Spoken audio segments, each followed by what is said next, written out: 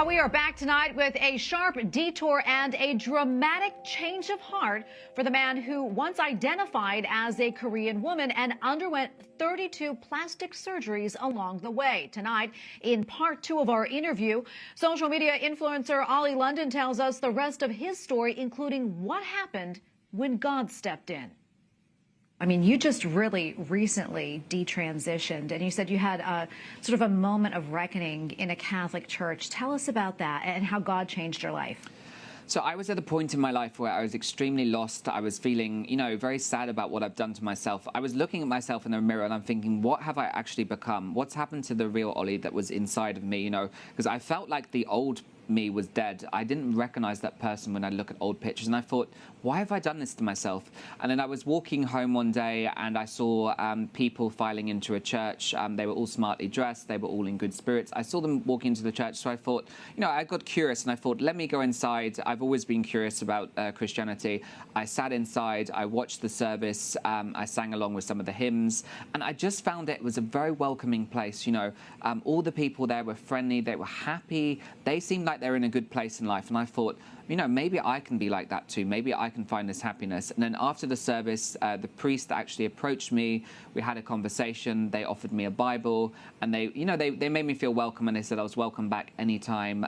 So since then, I've been going 3 times a week. I've got my own Bible. I've been studying the teachings of Jesus, and I just think there's so many good things in the Bible, about what Jesus did with the leper man. The leper was rejected from society. Jesus came to wash him when nobody else would help this person. And I almost felt that I identified with the leper in a sense that these people online, the trans lobby, they have kind of vilified me and tried to paint me out as a bad person just for sharing my story. So I thought, the teachings of Jesus were very helpful.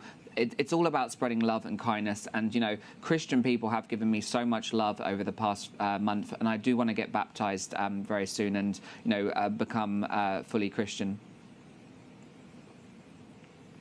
Oh, that is wonderful. And I know that, I want to bring this up, too, that at some point you were considered somewhat of a controversial figure, and maybe even so now, in taking part in some behaviors that may be considered a little eye-raising. There was a video of you marrying a man several months ago, and a ceremony performed by a man dressed up like a topless priest. I'm curious, can you talk to us about what was happening in your life at that point and how things have changed for you, how God has helped you?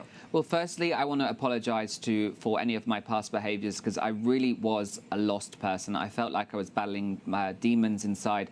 I just felt really, really unhappy. And I feel like, I was trying to do things that were to try and make me happy, but they were actually making me feel worse inside. So, if anyone saw my past behavior or thought, it was a little bit unusual, or my identity or my surgery was a little bit weird, then I do apologize for that. I think everyone has a chance to redeem themselves. Everyone has a chance to change. I've been finding God. It's a long journey. I know I've got a long way to go, but I hope that Christians can accept me.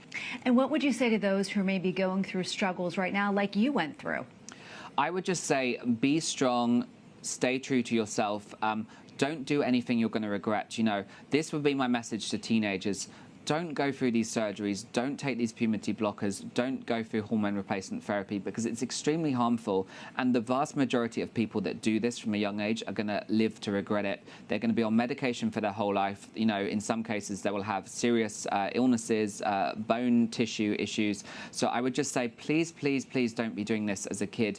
If you feel trapped in your body, find yourself, go to a church, go to a Catholic church, speak to a priest and see if they can give you advice and guidance, because I think a lot of young people these days, they're just lost. They just don't know who they are, and they see these things online and they think it's normal to have a sex change. They think that's completely normal, when it really isn't. It's not a normal thing. It's a recent thing that's happened due to the education system, due to social media and other influencers pushing this on kids. But I would just say, be strong, love who you are, love yourself the way God made you.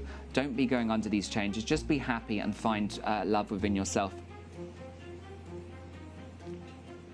Well, Ollie, thank you so much for sharing your story with us. We really appreciate it. God bless you. Thank you, Tracy. God bless you.